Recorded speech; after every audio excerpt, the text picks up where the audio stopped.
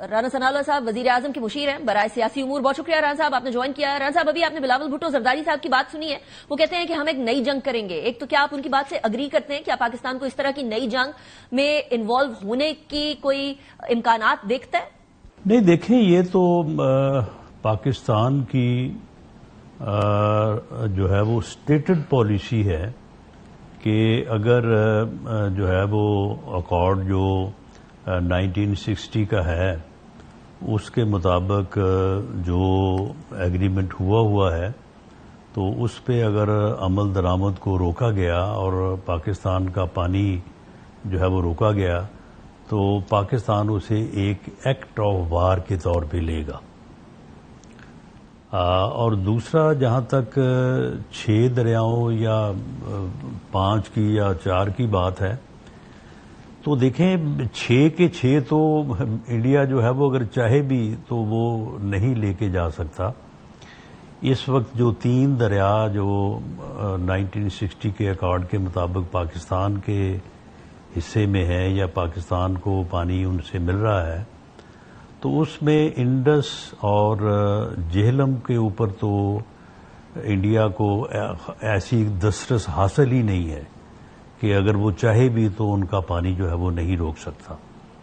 چناب کے اوپر بہرحال اسے دسترس حاصل ہے اور اس کے اوپر اگر وہ روکنا چاہے گا تو اس کو روکنے کے لیے اسے جو سٹرکچرز وہاں پہ ریز کرنے پڑیں گے ان میں کافی ٹائم لگے گا. وہ ٹائم جو ہے وہ 4-5 سال کا ہو سکتا ہے. اور اگر اس نے ایسی کوئی یعنی حرکت کی یا ایسے کوئی انتظامات شروع کیے تو اس کے اوپر پاکستان کا بڑا واضح موقف ہے کہ اگر ایسا ہوا تو ہم ایسا ہونے نہیں دیں گے. ہم ہونے نہیں دیں گے کا مقصد یا مراد رانا صاحب کیا یہ ہے؟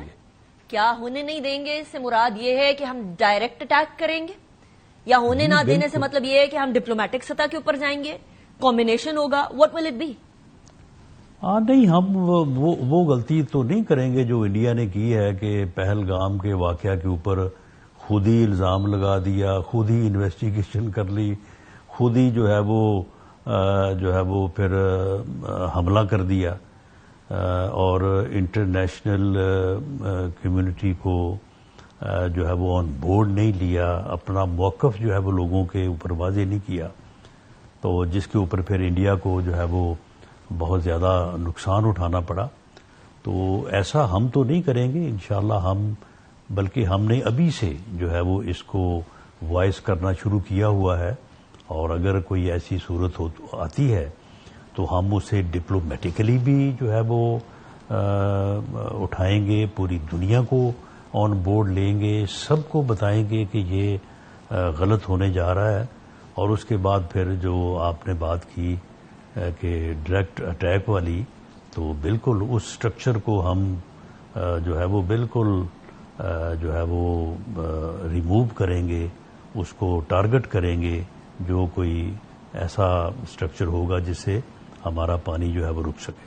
رانا صاحب, یہ بڑی تگڑی سٹیٹمنٹ ہے کہ اگر انہوں نے اس طرح کا کوئی سٹرکچر بنایا تو ہم ڈائریکٹ ٹارگٹ کریں گے, نیست و نابود کریں گے اس کو اگر کوئی ایسا سٹرکچر بناتا ہے. لیکن اس سے پہلے جو آپ نے فرمایا کہ ہم دنیا کے اندر یہ اویئرنیس پھیلائیں گے کہ یہ جو ہو رہا ہے یہ غلط ہو رہا ہے, وہ نیریٹو تک تو ٹھیک ہے یا لوگ دنیا کو تیار کرنے تک تو ٹھیک ہے, لیکن اگر صرف یہ بتایا جائے کہ جی یہ غلط ہو رہا ہے رانا صاحب, تو ہم تو یہ بھی بتا رہے ہیں کہ آرٹیکل 370 اور 35A کی ایبروگیشن جو کشمیر میں ہوئی, جس نے کشمیر کا اسٹیٹ ہوڈ لے لیا, جو کشمیر کی آٹونومی تھی وہ لے لی, وہ بھی غلط ہے, لیکن دنیا نے اس کے اوپر بھی کچھ نہیں کیا. تو کرنا تو ایٹ دی اینڈ ہمیں ہی کچھ پڑے گا نا آٹومیٹکلی. دیکھیں جی, بالکل اس میں کوئی شک نہیں ہے کہ آپ اپنے آپ کو, اپنے موقف کو جسٹیفائی کریں اور جسٹیفائی کرنے کے بعد جو ہے وہ پھر اپنا حق جو ہے وہ آپ کو حاصل تو آپ کو ہی کرنا پڑتا ہے.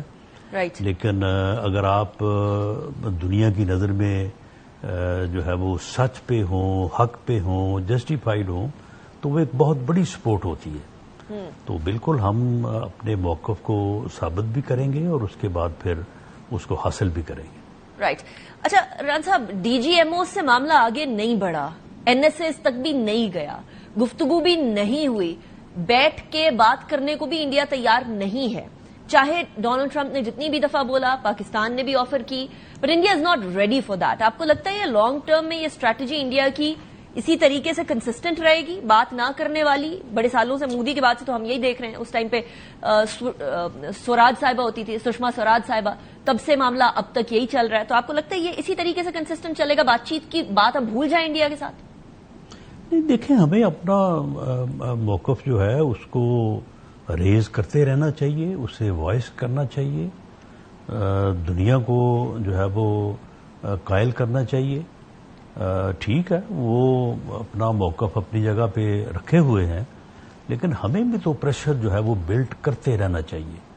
اور یہ وہی پریشرز ہی ہوتے ہیں کہ جو بالآخر جو ہے وہ کارگر ثابت ہوتے ہیں.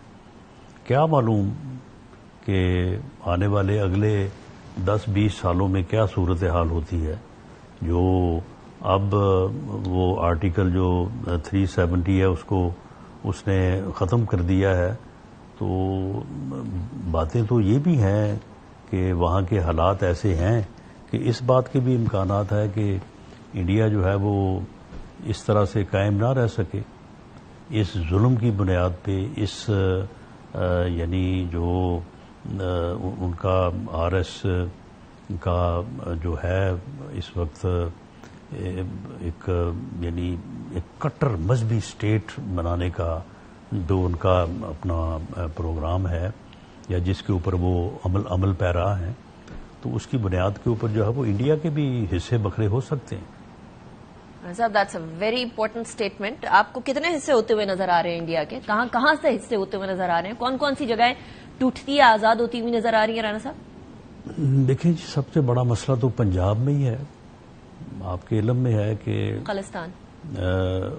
خالصتان کے لیے جو آج بھی پوری دنیا میں آواز موجود ہے، اور کس طرح سے جو ہے وہ خالصتان تحریک کے لوگوں کو انڈیا نے جو ہے کینیڈا تک پہنچ کے جو ہے وہ نشانہ بنایا ہے. اور اسی طرح سے جو ہے وہ ویسٹ بنگال کا بھی ایشو ہے، بہار کے ایشوز ہیں. تو گجرات میں جو اس ظلم کا تو خیر ذمہ دار ہی جو ہے وہ مودی ہے، اسے بچر آف گجرات اسی لیے کہا جاتا ہے. تو وہ ساری چیزیں جو ہیں جن کو انہوں نے طاقت سے دبایا ہوا ہے، تو وہ ساری تحریکیں جو ہے وہ اپنی اپنی جگہوں پہ موجود ہیں. And then the chicken neck area of course.